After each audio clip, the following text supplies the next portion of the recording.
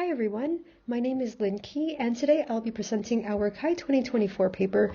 It doesn't tell me anything about how my data is used, user perceptions of data collection purposes, and this was done in collaboration with Mhaidli, Cristiana Santos, Franziska Roesner, and Biega. Online consent is a powerful construct. By consenting to tracking and cookies, we allow companies to collect and process our user data.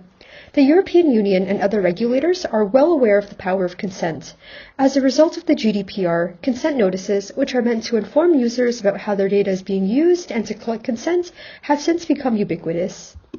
And therefore, we are generally familiar with the action of consenting to something in an online context, but do we know what we are consenting to? This is where our study aims to fill the research gap. Data collection purposes and their descriptions are everywhere within privacy notices, also called cookie banners, consent notices, etc., and yet there's a lack of research focusing on how effective they are at informing users about companies' data collection practices. And therefore, in this paper, we investigate user perceptions of data collection purposes and their descriptions, a crucial aspect of informed consent. We believe that it is relevant to study purposes and their descriptions for three reasons. First, although users are a weak point in security, there always will be users, including maybe those who are watching this video, who do care about their privacy and take time to read and adjust their consent choices. And therefore, this research makes privacy notices much more understandable and clear for these users. Second, consent notices are terrible, and generally, people don't really like them. However, they still exist because we really haven't figured out a better alternative. And therefore, we lay the groundwork for future potential consent applications, such as consent nutrition labels or browser-level consent, which might also present purposes and descriptions of data handling. And third, when combined with legal and technical collaboration, we believe that reframing data collection purposes allows for more efficient future management and repurposing of data. As we know, there's a lot of user data that's being collected with varying levels of organization within companies, which can be problematic from the perspective of user privacy. And therefore, we believe that reframing these purposes can help reorganize these purposes more effectively. To investigate, we conducted semi-structured interviews with 23 participants based in the UK and Ireland. We recruited participants that were over 18, spoke and used the internet primarily in English, and also lived in the UK or Ireland, and this was to ensure exposure to English language privacy notices due to potential nuances that may exist between different languages and their privacy notice text. Our participants were roughly split between men and women, and we also had an equal distribution between different age ranges from 18 to over 55 years old. And for purpose selection, as there's no set list of purposes that are used in practice, we wanted to have a wide variety of purposes and descriptions that were used in consent notices, and we came up with these 6 that are listed on the slide, and we detail this about how we came up with the purposes more in our paper. Our interview consisted of 3 parts. So first, we asked general questions about privacy notices and data sharing disclosures. Second, we presented a data collection purpose without any definition, and then this was to understand what participants think this purpose does and whether they're comfortable sharing data for that purpose, and we did this 6 times for each purpose. Then we presented 3 to 5 corresponding descriptions for each purpose, and these descriptions were taken from the wild, and they're actual descriptions that correspond with the purposes that we selected.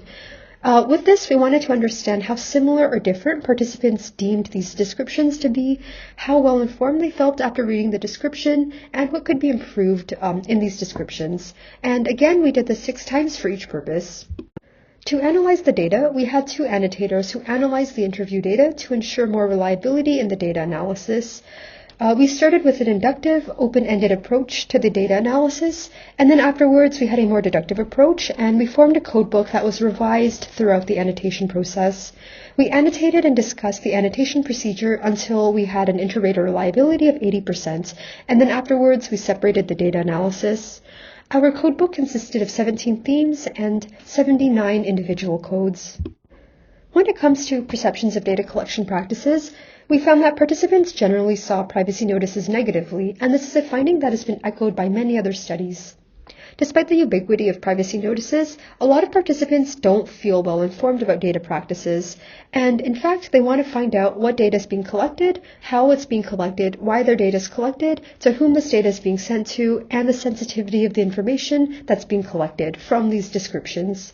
And participants also believe that sharing the amount of data that they perceived to be sharing was unnecessary or a trade-off for using free services. We also found that some purposes and their functionalities were more clear to participants than others. So personalized advertising was the clearest purpose in its name and what people thought it was meant to do. However, participants generally did not know the difference between statistics and analytics or performance and functionality purposes, and they commonly confused them with each other. We also found that participants understood strictly necessary purposes as being mandatory and that they have to accept it to access a website. However, we also had some participants who doubted whether this purpose was actually necessary for site access or perhaps a catch-all purpose to put a bunch of other functions into it and collect data for that. And when asked what they think would happen if they declined tracking for a purpose, most participants believe that no noticeable difference would happen to their current online experience. When it comes to purpose names, we found that many purposes make use of conjunctions and synonymy, which can be misleading about what the purpose does. As mentioned before, strictly necessary purposes, sometimes the essentialness was questioned. When it comes to statistics and analytics, analytics was deemed to be more transparent and descriptive for participants. And for performance and functionality, participants generally found that performance was a clearer name, whereas functionality implies that it's important for a site to function according to participants. When it comes to purpose descriptions, we found that participants want more relevant information about data collection and usage to be presented to them. Participants wanted to know more about how they can request data deletion, what happens to their data if they reject cookies, and also the services that are still provided once they reject cookies. Participants also wanted more reassurance in the description of purposes. Given that there's a lack of transparency in how user data is handled, participants preferred it when companies gave them reassurance about keeping their data private and not being used for profiling.